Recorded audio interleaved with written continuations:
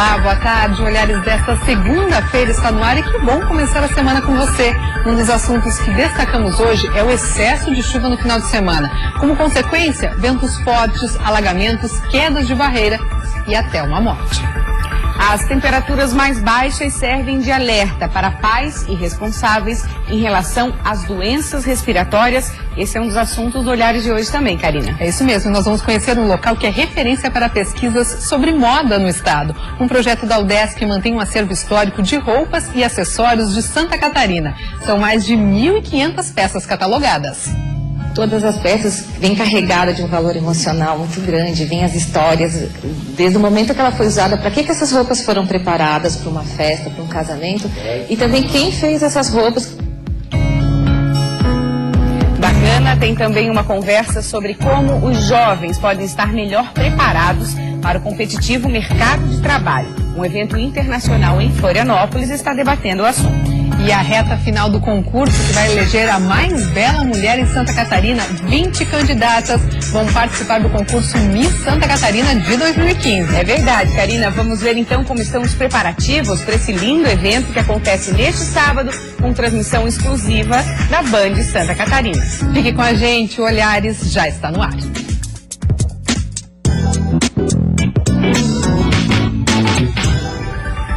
Um fenômeno climático conhecido como microexplosão pode ter atingido Chapecó durante o final de semana. Foram aproximadamente 200 milímetros de chuva em alguns municípios do oeste. O vento também foi intenso e os prejuízos ainda estão sendo calculados. Karina, um homem morreu. O corpo dele foi localizado hoje de manhã em Pinhalzinho. O veículo onde ele estava caiu em um rio. Os outros 2 ocupantes conseguiram se salvar. O corpo de Antônio Nunes da Silva, de 54 anos, foi encontrado no rio União do Oeste, em Pinhalzinho, no oeste catarinense, a 3 quilômetros do local do acidente. De acordo com a esposa da vítima, quando eles estavam chegando próximo da ponte, o motorista perdeu o controle e o veículo caiu no rio. Mas antes de ser arrastado pela correnteza, Antônio ainda conseguiu salvar o filho de 15 anos e a mulher. Durante o acidente, chovia muito na região. Foram aproximadamente 200 milímetros de chuva durante o fim de semana em alguns municípios do oeste do estado. O vento também foi intenso e algumas residências na zona rural de Chapecó tiveram os telhados destruídos. Dona Neila estava em casa com o esposo e os netos e disse que o temporal demorou cerca de 30 segundos. Só estouro. Foi pau, mas nada. Não vi mais nada. Não foi vento, mas nada. E já derramou água em tudo, porque estourou tudo, né? Saiu tudo e veio água. De acordo com a Defesa Civil, aproximadamente 15 residências foram atingidas na linha Faxinal dos Rosas, em Chapecó. E no domingo também foi dia de limpeza na residência de Seu Valmor, que teve um prejuízo de cerca de R$3 mil. Na verdade, foi pouco tempo para a gente perceber o que era que estava acontecendo, né? E quando nós percebamos que era alguma coisa de tormenta, alguma coisa assim, né? Não deu tempo. Quando a gente olhou, já estava tudo as coisas no chão, já estava minhas árvores tudo no chão, meu telhado aqui tudo no chão, né? E daí só saímos fora para dar uma olhada, aí já começou a goteirar dentro de casa e tudo, já estava um lago dentro de casa, dentro da cozinha estava um lago, né? Não deu para ver nada. Galpões e aviários também registraram prejuízos, de acordo com meteorologistas da EPAGRE. Uma microexplosão pode ter atingido Chapecó e provocado os estragos nos imóveis e na vegetação. As perdas ainda estão sendo contabilizadas pela Defesa Civil. Em Concórdia, também no oeste catarinense, a forte chuva inundou casas e interditou o acesso à Universidade do Contestado. A água descia do bairro São Cristóvão e São José por causa de uma barragem que transbordou. Não houve registros de desabrigados ou desalojados. Com a grande quantidade de chuvas, houve vários transtornos em outras regiões do estado. No meio-oeste e na Serra, moradores tiveram as casas atingidas por alagamentos e desmoronamentos. Houve ainda queda de barreiras. A chuva foi tanta que o muro de contenção atrás dessa casa, em Erval do Oeste, não suportou e cedeu. A terra destruiu uma parte da casa e os moradores foram obrigados a ir para a residência de parentes. Por sorte, ninguém se feriu. Eu estava no quarto assistindo TV, né? E naquilo a gente escutou um barulho tremendo, né? Parecia que estava caindo o telhado da casa a princípio, né?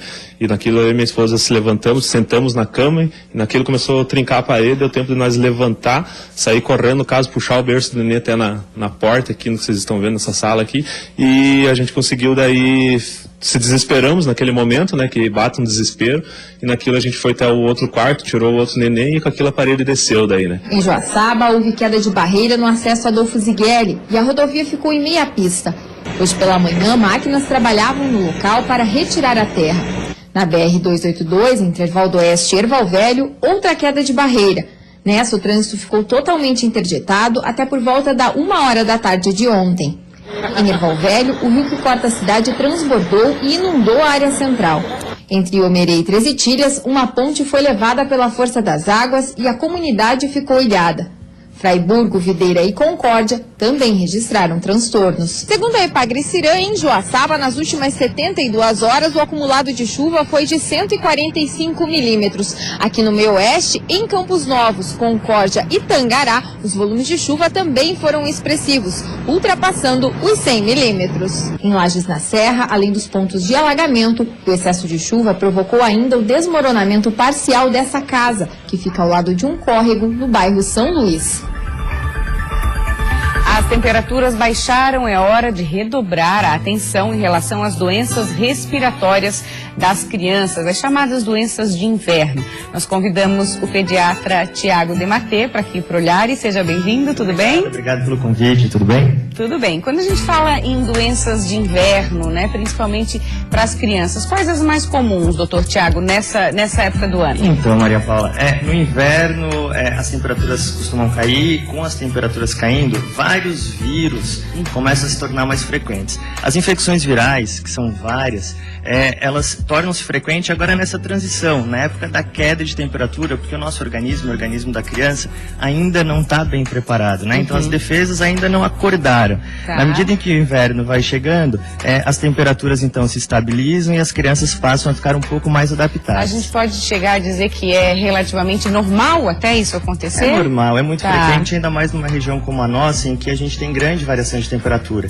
Né? Então os vírus são os bichinhos, vamos dizer assim, mais frequentes dessa estação. A gente tem a gripe, né, que acaba sendo mais comum, que é o vírus do influenza, e a gente tem vários outros resfriados, vários outros vírus que não causam a gripe propriamente dita. Né? Temos rinovírus, coronavírus, outros tipos de influenza que são menos conhecidos, mas também são bastante frequentes. Gripe é mais forte, vamos esclarecer. A gripe é uma doença que normalmente é um quadro um pouco mais intenso, com febre alta, a criança fica mais prostrada, né? Geralmente ela deixa de ir para aula quando tem esse quadro, e é uma doença potencialmente fatal. Por isso que a gente tem as vacinas contra a gripe. Isso é importante a gente deixar bem claro.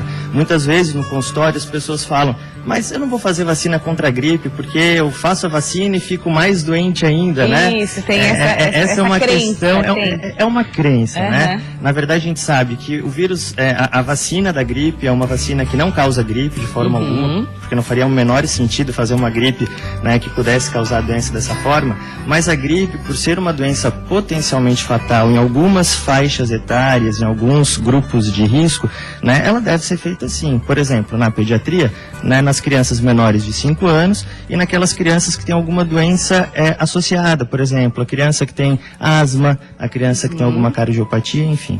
Por isso que existe a vacina, né? Exatamente. Porque precisa prevenir. Não faria o menor sentido se fazer uma vacina se o objetivo não fosse esse. Que outras doenças são bastante comuns nessa época do ano? Bem, nós temos as infecções bacterianas também, né? Então, quando a gente tem uma infecção causada por vírus, a imunidade costuma cair, as nossas defesas, elas ficam um pouco abaladas e as bactérias acabam se aproveitando dessa situação. Então, a gente tem as pneumonias, né? A gente tem as otites e a gente tem as rinossinusites. Pneumonias são as infecções bacterianas do pulmão, né? As otites, as infecções de ouvido, e as rinossinusites, aquelas infecções dos seios da face. Geralmente, essas infecções bacterianas são tratadas com antibiótico. Mas, para a gente saber se é realmente bacteriana e se é necessário antibiótico, a gente precisa avaliar a criança, né? Sim. Então, eu sempre costumo dizer para os pais, o pai que liga e fala: pô, doutor Tiago, meu filho está com tosse, será que você pode... Por telefone? Exato, será que você pode prescrever um xaropinho, né? Gente, a gente tem que avaliar. Posso passar aí no consultório para pegar receita? Não existe isso, né? Então, assim, uma tosse, que é uma das queixas mais frequentes agora de inverno, ela pode ser ocasionada por várias coisas, né? Por uma infecção viral, às vezes até por uma alergia, que nem infecção, e por infecções bacterianas. Interessante. E a questão da prevenção, assim, a gente fala muito em alimentação, em a criança, lógico, tá bem agasalhada. Isso vale, doutor Tiago? Vale sempre. As crianças, claro que se bem alimentadas e se bem nutridas, elas vão ter condições de ter uma defesa, uma imunidade melhor. Tem aquelas receitinhas da vovó, né? Chazinho disso, chazinho daquilo. Eu sempre costumo dizer, olha, nunca deixem de fazer isso, né? Nada do que um bom carinho não ajude a prevenir. E muita água, muito líquido, porque a nossa defesa, a imunidade, ela precisa chegar no local da infecção. E ela vai chegar se a criança estiver bem hidratada. Então, nada como tomar muito líquido durante o inverno. Vale, né? Água, vale chá? Sem dúvida, né? Assim, qualquer tipo de líquido, e lembrando sempre, criança, líquidos não adoçados.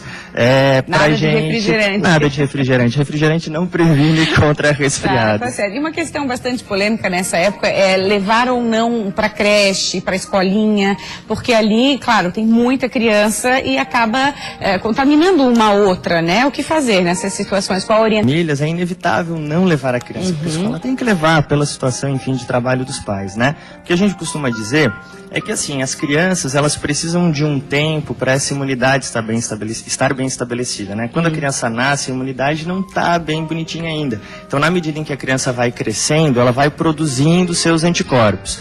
Isso geralmente costuma acontecer depois de 2 a 3 anos de idade. Então, se as famílias conseguirem não levar as crianças para creche, até pelo menos aí os 2, 3 anos de idade, seria o ideal, então, para prevenir. Agora, a partir do momento em que a criança já está na escolinha, hidratar bem, lavar o narizinho com soro fisiológico, porque a maioria dos vírus, eles acabam tendo como foco de entrada as narinas, né? Então a mãe pode colocar na rotina do dia a dia sempre lavar o narizinho da criança. Até uma fase que a criança também leva muito a mão na boca, sem dúvida, sem dúvida. Ainda... claro, sem dúvida. Sempre higienizar as mãos, né? Lembrar, como bem falaste, que não é só pelo nariz, não é só pelo contato que a gente tem essa transmissão, pela boca também. O vírus não voa, então ele precisa desse contato criança com criança para que haja infecção.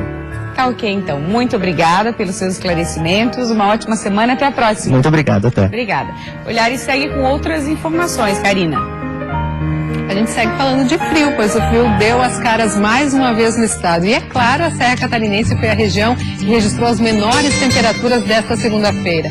Bom para o turismo, já que esse frio todo aquece a economia serrana. E a previsão de muito frio para o início dessa semana, aos poucos vem se confirmando.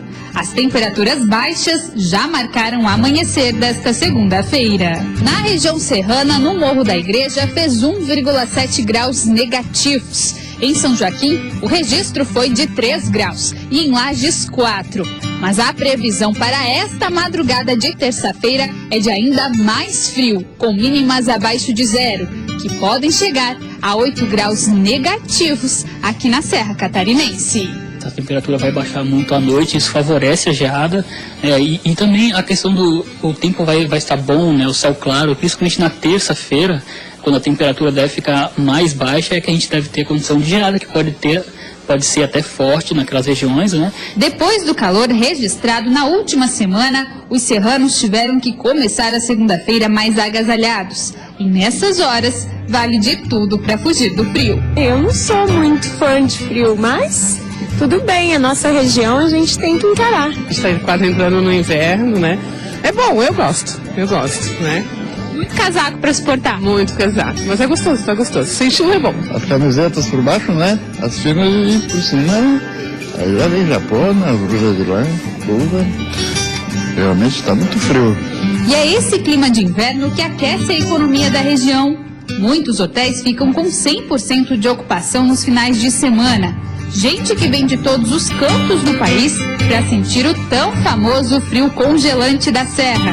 E, é claro, apreciar o cenário branquinho. Para o secretário de Turismo, essa é uma das melhores épocas na região. A serra fica movimentada e, consequentemente, o cenário econômico também. O frio é um dos principais atrativos de Lages, da Serra Catarinense, que associado às belezas naturais, à gastronomia, os nossos meios de hospedagem, restaurante e atividades como cavalgada, pesca, passeios, atrai muitos turistas durante esse período de inverno. Já que a previsão para a madrugada não é nada quentinha, o jeito é se prevenir, para diminuir a sensação de estar no Polo Norte. Acabei de comprar um cachecol, comprar luva. Para poder suportar. É, tá muito frio. E desde 2010, quando um terremoto atingiu o Haiti, Santa Catarina se tornou um lugar de refúgio para muitos haitianos. Muitos têm vindo para cá procurar uma vida melhor e procurar emprego. E junto com eles tem vindo uma série de discussões. O Rodrigo, que é professor de psicologia, vai discutir esse assunto hoje num seminário, não é mesmo, Rodrigo? Seja bem-vindo ao Olhares. Boa tarde a todos vocês, boa tarde aos telespectadores. Exatamente, a gente vai estar debatendo no segundo seminário de Psicologia e Direitos Humanos, na Estácio de Sá. Na verdade vai acontecer amanhã, né? A gente vai estar debatendo esse tema tão importante que é a questão do fluxo de imigração, não só de haitianos, mas também de alguns povos originários da África também, como senegaleses no caso, que vem aumentando no estado de Santa Catarina, né? Quais as principais mudanças de imediato que esse tipo de imigração ocasiona no nosso estado? Olha, ao meu ver como professor, tá, eu vejo que algumas questões que a gente precisa enfrentar, e eu acho que a mais urgente delas é o combate ao preconceito e à discriminação que esse tipo de população está sujeita por chegar numa condição de refugiados, né? Tanto na questão do Haiti quanto nos países da África.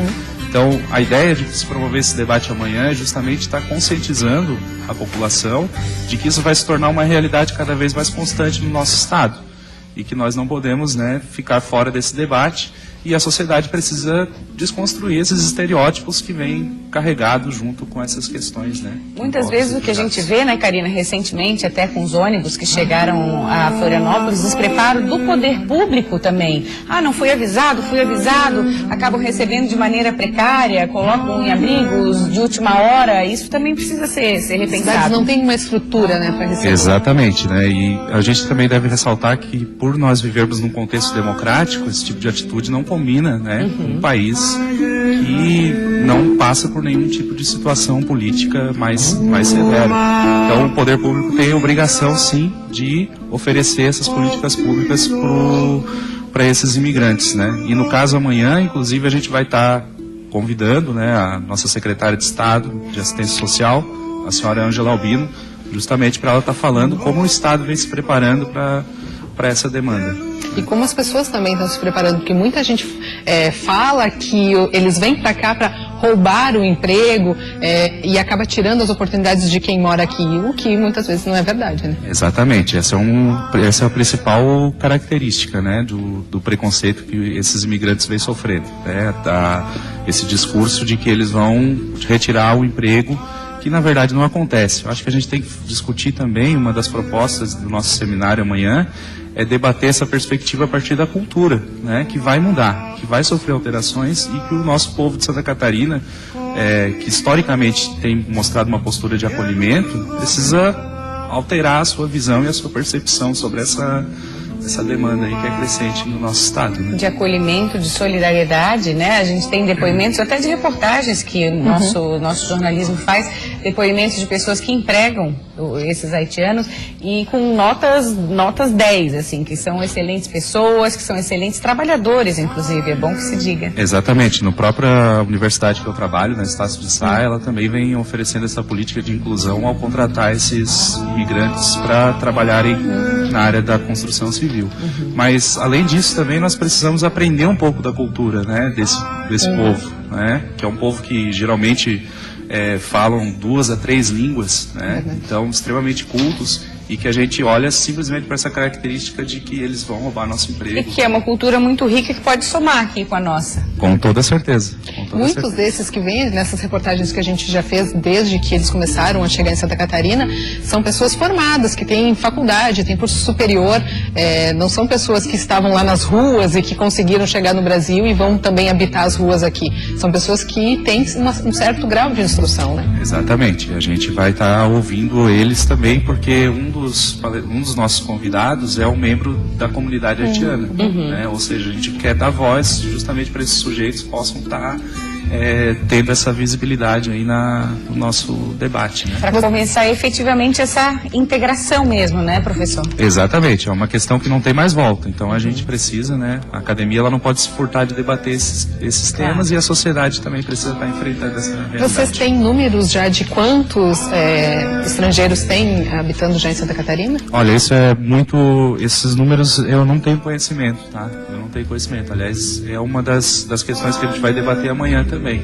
A necessidade do fomento de pesquisas, né, por parte das universidades em relação a essa população. De um controle, né? Porque a partir do momento que se tem um controle, tem também um melhor direcionamento para poder atender essas pessoas. É aberto ao público, professor, o encontro? É aberto ao público, começa às 21 horas da manhã e se estende até às 22h40 no auditório da Estácio de Sá, que fica em Barreiros, São José, na Leoberto Leal. Tá certo. É só chegar ou precisa de inscrição prévia? Não, a inscrição prévia é só para quem é estudante da instituição, mas para quem é da comunidade, é só chegar lá e assistir e com certeza a gente vai ter um grande debate lá amanhã. Com certeza, está feito o convite então. Obrigada, professor, obrigada pela sua participação aqui no Olhares. Eu que agradeço e boa tarde para vocês e para os telespectadores. Obrigada. Boa tarde, sucesso. E agora a gente faz um rápido intervalo e na volta vamos falar de um encontro internacional que discute formação de jovens para o mercado de trabalho. E tem ainda os preparativos para o concurso que vai eleger a mais bela mulher que representará Santa Catarina no Miss Brasil. O concurso acontecerá neste sábado com transmissão exclusiva da Band. Os detalhes depois do intervalo, que é bem rapidinho.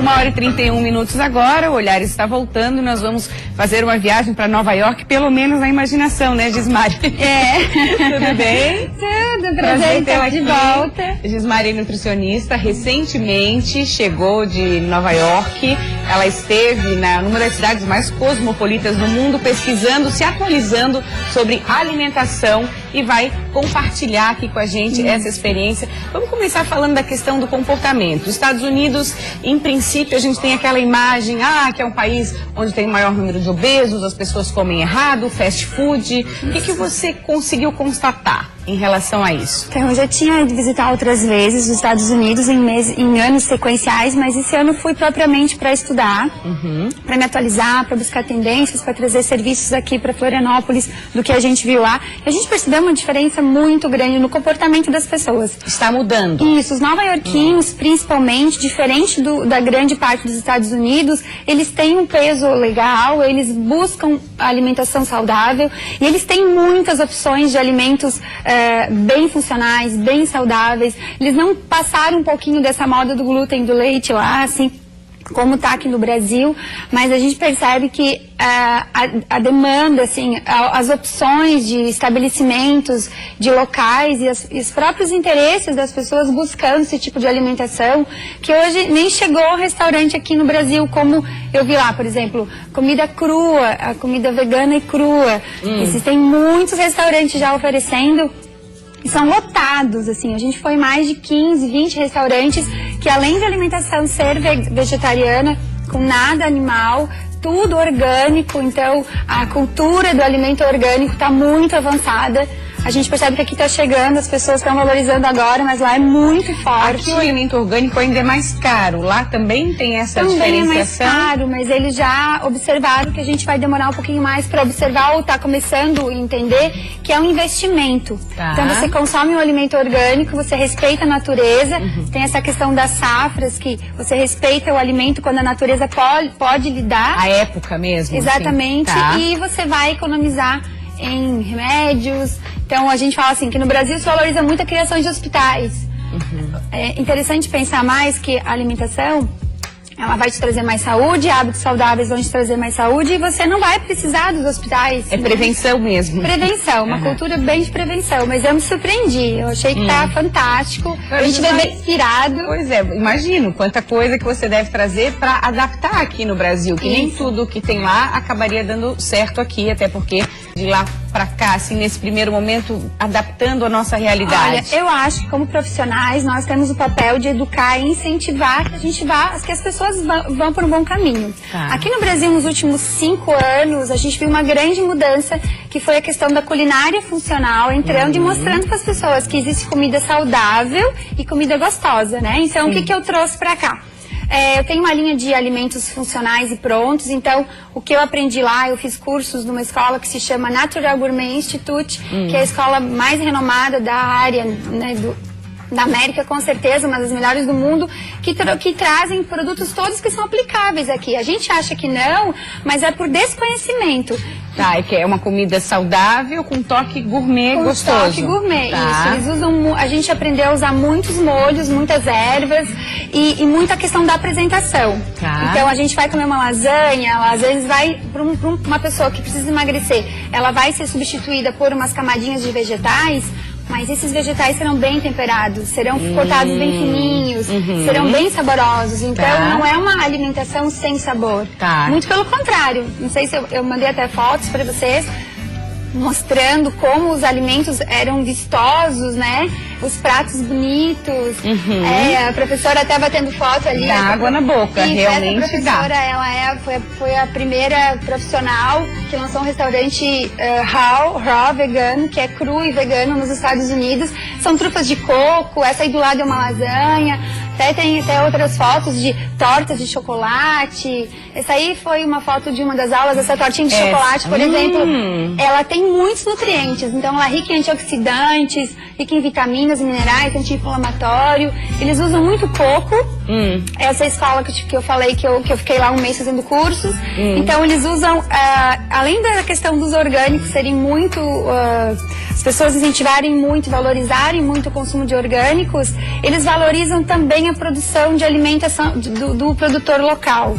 Então, digamos, a gente aqui em Florianópolis tem os produtores locais da cidade e os produtores ao redores, né, orgânicos.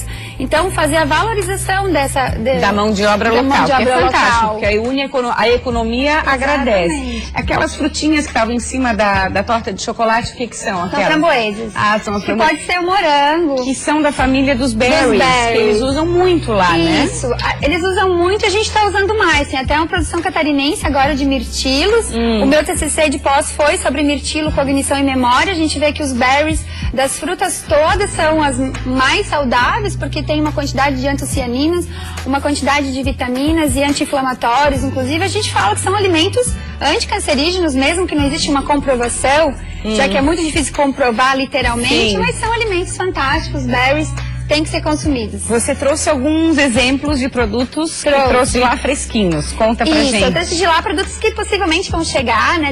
Um pouquinho, mas tem muita coisa chegando agora. Antecipa pra gente, Gismar. Eu coloquei aqui umas sementinhas que eles vendem em pacotinhos, assim, que são superfoods, que a gente chama. Essas sementinhas, elas são riquíssimas em proteínas, Deixa eu mostrar aqui pro vitaminas. John. Peraí, aqui, a gente mostra aqui, ó. Essas sementinhas são o quê? Semente de hemp, eles não tem THC, que é aquela substância da hemp seed. Então ela é rica em proteína, em minerais, vitaminas, protege o coração, diminui colesterol. É a sementinha que vai chegar. Isso aqui é por quê? Para um lanchinho assim? Isso, ou eu adiciona, posso misturar? Como é rica em proteína, você vai adicionar em cima de uma fruta, vai colocar em cima de uma panqueca funcional. A gente lá nos cursos agora vai começar lá no consultório, a gente dá cursos e vai começar a usar esses produtos lá para mostrar como é que usa. Que é esse grande aqui é um produto que eles usam muito lá. Eu pode já vi em algumas lojas. Tá um pouquinho melecadinho, mas é o maple syrup. O maple syrup é uma seiva retirada de uma planta que só tem lá, que tem um nível de anti-inflamatórios e antioxidantes grande. É um mel, como se fosse o mel de uma planta que os antigos índios usavam para adoçar. Mas ele é substituto de mel, de açúcar, sendo que o índice glicêmico é maravilhoso, você não vai ter aquele pico de insulina e glicemia no sangue. Eu tenho um amigo que consome muito com abacate isso aqui. Você pode usar no lugar de qualquer outra coisa doce, com a ideia ainda de que vai ser saudável, diferente dos outros açúcares, né? E eu trouxe de lá 2 ideias de suplementos. A gente sabe que o suplemento ele tem que ser de acordo com a necessidade do paciente, né? Eu trouxe 2 suplementos que são legais para todo mundo que vá para fora comprar, que a gente sabe que o sistema digestivo das pessoas, hoje é um grande problema clínico que a gente percebe no consultório. São suplementos à base de quê? Isso, de enzimas digestivas e probióticos, que são lactobacilos. Então, as pessoas estão com sistema digestivo ruim e por causa desse sistema digestivo ruim, eles vão ter aquelas alergias, vão desenvolver aquelas alergias ou sensibilidades alimentares, porque não sei se você começou a perceber quantas pessoas estão sensíveis e intolerantes, a questão da intolerância. Mas é porque a enzima digestiva do estômago não funciona bem pelo estresse e o intestino não está digerindo bem por causa do estresse também, da má mastigação, dos conservantes, dos corantes. Então, esses dois produtos eu indico, em geral, para os pacientes comprarem fora, que é barato, que é fácil de encontrar e ajudam a reequilibrar esse trato digestivo para que você não venha a desenvolver possíveis sensibilidades. Tá bom, Gismari, te agradeço muito. Obrigada também por compartilhar com a gente essa sua experiência. Sucesso. Obrigada bom, também. Tá? Obrigada. Karina, vamos falar agora do Miss Santa Catarina, um concurso super esperado aqui no estado, né? É isso mesmo, no próximo sábado a Band transmite o Miss Santa Catarina. O concurso que evidencia a beleza da mulher catarinense acontecerá em Itajaí. As candidatas ao título chegam nos próximos dias ao litoral norte para cumprir uma agenda cheia de eventos.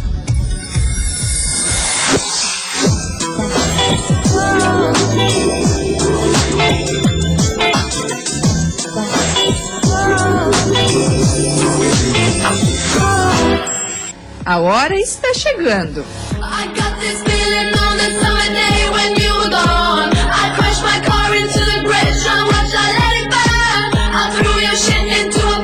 A beleza das misses de várias partes do estado vai invadir Itajaí.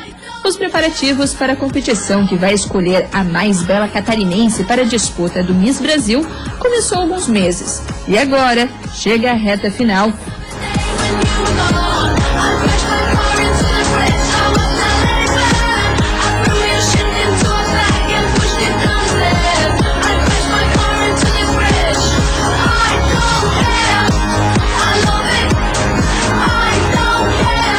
As candidatas têm que ver com realmente bastante atitude, que é importante, que é a hora delas, né? Elas são obrigadas a mostrar o potencial delas ali, porque sabe, se naquele momento elas não produzirem o que elas se prepararam, pode deixar a desejar e não conseguir abiscoitar aí, né? Arrebatar uma classificação,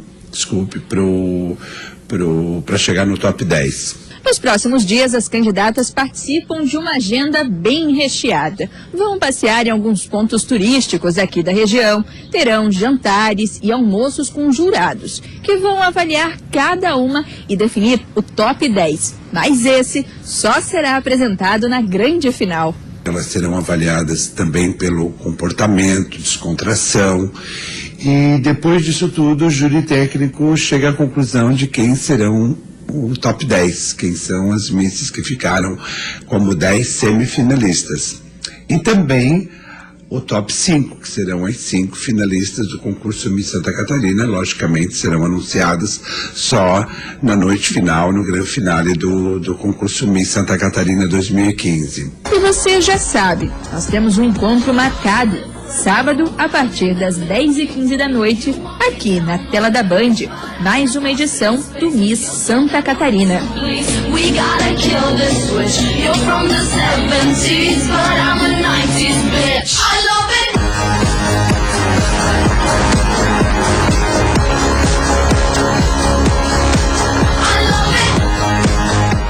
É isso aí, transmissão exclusiva ao vivo na Band Santa Catarina. Você vai conferir neste sábado, a partir das 10h15 da noite. É claro que a gente conta com a sua audiência. Se você quiser conhecer melhor as candidatas, eu sei que o pessoal adora ver antes para fazer a torcida, votar em qual vai ganhar. Você pode acessar a fanpage da Band Santa Catarina, que tem todas as fotos e as informações das candidatas para você. Agora a gente fala de educação e formação de jovens para o mercado de trabalho. Seja muito bem-vinda, Ivone, tudo bem? Obrigada, tudo bom. Quando a gente fala em formação do jovem para o mercado de trabalho, que é tema de um evento internacional que está acontecendo em Florianópolis, começa por onde? O que a gente vê muitos jovens reclamando que o primeiro emprego já requer experiência, né? Mas eles não têm essa experiência. De que forma que eles podem driblar essa exigência? De fato, o tema desse seminário que está ocorrendo entre 4 países, Colômbia, Argentina, Brasil e Suíça, ele trata de uma formação mais ampla, porque a preocupação nesse momento não é só da qualificação profissional, aquela que a empresa sempre manifesta que ela deseja pessoas, mas as pessoas não estão prontas. O jovem quer um emprego, mas ele não está experiente naquele emprego. Fala de uma formação mais ampla, que é uma preocupação da sociedade atual de haver um investimento na vida do jovem, tanto da educação, quanto das empresas, quanto da sociedade civil, quanto do Estado e do próprio jovem no seu futuro, na sua vida profissional, que é mais do que o tecnicismo. Né? Ou o que geralmente acontece, termina a faculdade e se lança no mercado de trabalho, para onde eu vou, fica... O debate hoje acontecendo, ele até tem uma preocupação anterior à faculdade. Os jovens que conseguem terminar a faculdade e o mercado de trabalho são uma exceção. Pois é. Hoje, assim, o que se percebe é que os jovens, geralmente, acima dos seus 17, 18 anos, eles acabam por necessidade entrando no mercado de trabalho, não é nem no mundo do trabalho, e acabam abandonando a escola. Então, o índice de abandono da juventude, de abandono da escola, por necessidade de entrar num trabalho, e aí buscam qualquer trabalho, é muito alto. Isso a gente está falando de América Latina? Reflete em todos os países, tá? Em Santa Catarina, os gráficos que hoje se analisam, eles são muito altos do abandono da escola no ensino médio pela necessidade de trabalhar. E, então, este seminário, ele traz à tona uma discussão que é maior, que é a necessidade de nos juntarmos, enquanto governo, empresa, sociedade e juventude, para se pensar em algo maior, que o jovem de fato possa trabalhar, obter renda, mas possa continuar os seus estudos, possa crescer em qualificação, contribuir com a empresa contribuir com o jovem, para que a gente tenha uma mudança social na frente. Esse tipo de mudança, exemplos de sucesso já acontecem no mundo. É questão de saber implementar a forma como vai se implementar. É isso? De fato, porque hoje nós temos programas que sofrem muita descontinuidade. Isso. Hoje a empresa, a escola, as políticas públicas não dialogam. A gente trabalha muito com a fragmentação no país. E pela descontinuidade, você acaba tendo uma juventude que também vai dando o seu passo meio sozinho. Ele vai procurar um emprego sozinho. Os programas políticos precisam conversar mais, os setores precisam conversar mais nessa direção. Amanhã à tarde vai ter um espaço na Assembleia Legislativa, no plenarinho da Assembleia. Ele é um espaço aberto em que estas frentes vão estar juntas para fazer acontecer esse debate e para construir, de fato, espaços de diálogo para que a gente possa pensar novos programas. É aberto ao público, aí vem a questão de discutir com a sociedade também. Está todo mundo convidado. Perfeito. A partir de que horas? Das 15 horas. Das 15 às 17 horas, no plenarinho da Assembleia. Da Assembleia Legislativa. Ivone, muito obrigada pela tua presença. Só trazer à tona o assunto já começa, né? Já ajuda no debate. É isso muito mesmo. Obrigada. Até a próxima, tá? Obrigada pela oportunidade. Depois do intervalo, vamos ter uma conversa sobre o surf feminino, esporte que vem crescendo e ganhando visibilidade mundial. E tem também o projeto Modateca, um local que é referência para pesquisas sobre moda no estado e que deve se tornar um museu de roupas. Todas as peças vêm carregadas de um valor emocional muito grande, vêm as histórias, desde o momento que ela foi usada, para que essas roupas foram preparadas para uma festa, para um casamento, e também quem fez essas roupas. Não saia daí que o Olhares volta em 2 minutinhos.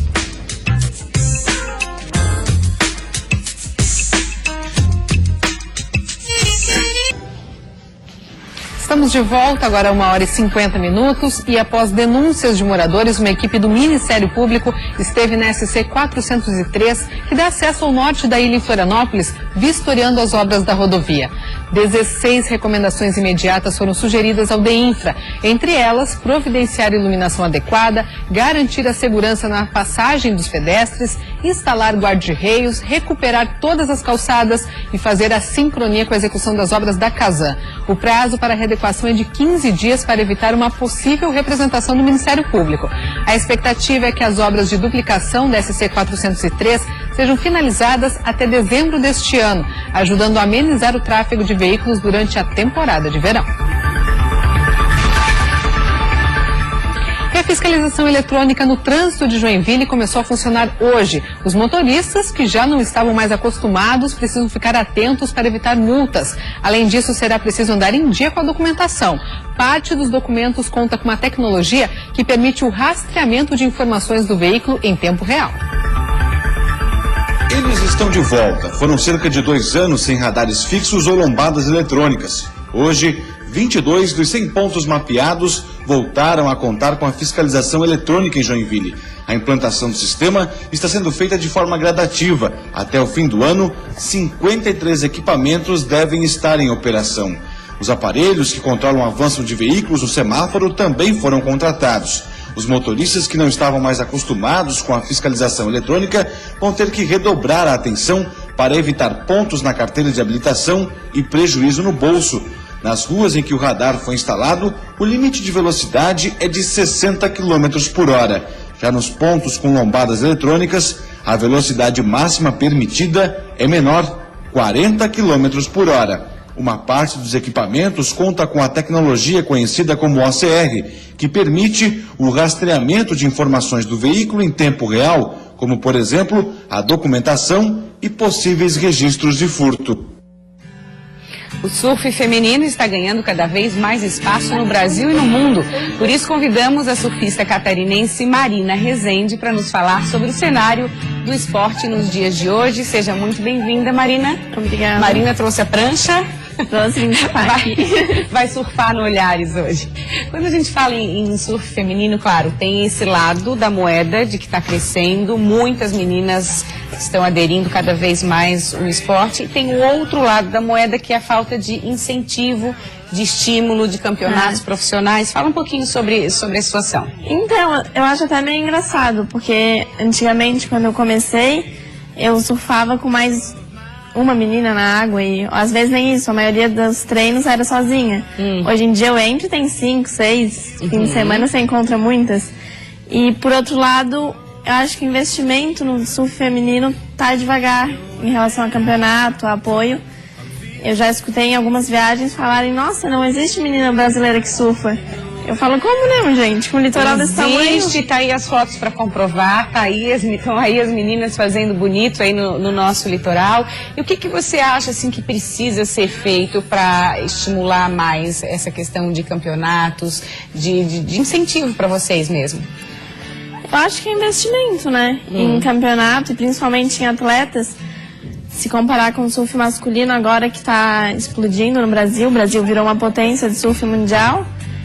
Tem muitos meninos que estão batendo de frente, tem muitas meninas que têm a oportunidade de chegar lá, só falta mesmo justamente isso, a oportunidade. Nos darem a oportunidade de chegar lá e bater de frente com as meninas internacionais. Essas próprias marcas que promovem esses campeonatos podiam começar a ter esse olhar mais para o surf feminino, mas é tendência. Você acha que isso é questão de algum tempo e isso vai acabar acontecendo, né? Eu acho que já está começando a melhorar. Eu acho que em pouco tempo vão ver que o surf feminino no Brasil precisa de atenção, porque tem muita menina surfando bem aqui, tem muito talento. A gente tem 2 câmeras aqui no estúdio que surfam, é isso mesmo, meninos? Vocês costumam ver bastante menina na água? Estão confirmando aí, agora sim, estão confirmando aí. Fala um pouquinho da sua história, Marina. Você começou a surfar com 6 anos de idade, o que te motivou? Então, eu vim de uma família inteira de surfista. Meu pai, minha mãe, irmãos. E aí eles começaram com uma escola de surf na Praia da Barra da Lagoa, que ainda existe. E eu fui meio que a cobaia. Então eu meio que não tive escapatória, meu destino já estava ali traçado.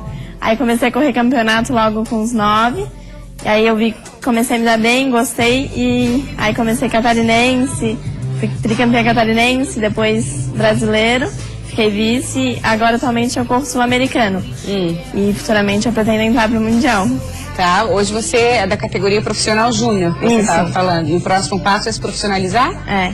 Tá. Ano que vem, o próximo, já estou pensando nisso, para entrar na elite, se Deus quiser. Que legal, estamos na torcida aqui. O que é mais difícil para você no esporte? Olha, sinceramente, é a falta de apoio. Eu tenho, que me ajudam até a correr sul-americanos, mas para correr o Mundial, você tem que viajar para Austrália, Europa, Estados Unidos. E que não é barato. Não é barato. Então também não é qualquer marca, qualquer empresa. Mas isso é questão de estar bem e eu acho que a partir do momento que você está treinando, está fazendo a sua parte, a oportunidade aparece. Sim, tá fazendo o que gosta, né? Não, principalmente. É impressionante, você tá fazendo o que gosta, não pode passar pela sua cabeça a ideia de desistir por falta de estímulo, isso é muito triste, né? Então, esse é o principal, assim, às vezes quando tem a dificuldade, mas quando eu tô na água eu entro e falo, nossa, só de estar aqui já tá valendo o meu dia, independente de todo o resto, de campeonato, de resultado. Só de estar na água todo dia, pra mim, já vale a pena. Já tá realizada? Já, completamente. Que legal, que legal. Marina, deixa teu contato, tuas redes sociais, quem quiser te conhecer mais, saber mais sobre teu trabalho. Quem quiser me acompanhar é Marina Rezende no Facebook e Rezende_Marina no Instagram. Aí toda a minha carreira, todos os meus resultados eu passo ali, atualizando. Tá ok, muito obrigada pela tua presença, adorei te conhecer. Prazer, Desejamos igualmente. sucesso ainda, queremos ver muito seu nome ainda. Muito obrigada. Por aí, tá bom? Futuramente, estamos aí. Obrigada, valeu. Nós vamos conhecer agora um projeto da UDESC, quem mostra pra gente é a Karina. É isso aí, nós vamos conhecer agora um projeto da UDESC que mantém um acervo histórico de roupas e acessórios de Santa Catarina. O Modateca possui aproximadamente 1.500 peças catalogadas e promete se transformar em um museu de roupas do estado.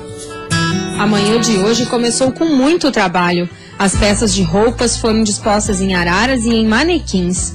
Cada uma destas peças será fotografada e só depois vai fazer parte deste acervo, do projeto Modateca.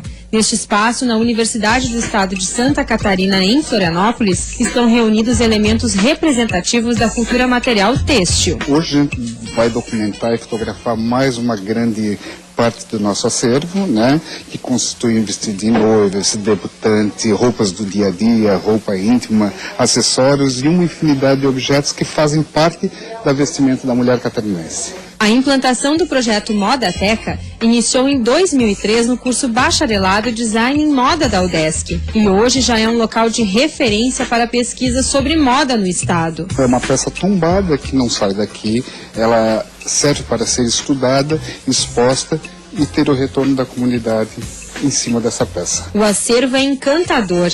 Nas peças é possível perceber a evolução das técnicas de cultura e de bordados. Os tecidos mais usados em cada década também ficam em evidência. A peça mais antiga do projeto Modateca é esta daqui, um pelerine feito no Canadá no ano de 1890, feito todo de pele preta e bordado. A fotógrafa responsável pelo catálogo destas peças é a Adriana, e ela se diz apaixonada por este trabalho. Todas as peças vêm carregadas de um valor emocional muito grande, vêm as histórias, desde o momento que ela foi usada, para que essas roupas foram preparadas para uma festa, para um casamento, e também quem fez essas roupas. Todo o acervo é composto por roupas doadas. Por aqui tem também muitas revistas de modas e livros, mas os planos para o futuro do Modateca são ainda maiores. A nossa tentativa é resgatar a história da moda em Santa Catarina e, quem sabe, uma possível sementinha para o futuro museu da moda em Santa Catarina. Que bacana, e a gente convida você para começar a semana acessando as nossas redes sociais. Entra lá no Facebook, facebook.com/Programa Olhares e também no Instagram, @Programa Olhares. Muito legal quando você curte nossa página, a gente adora. Pode mandar também sugestões de reportagens. Isso aí. E de entrevistas, interagir conosco. Obrigada pela companhia. Amanhã tem mais Olhares, esperaremos por você. Uma boa tarde, até amanhã.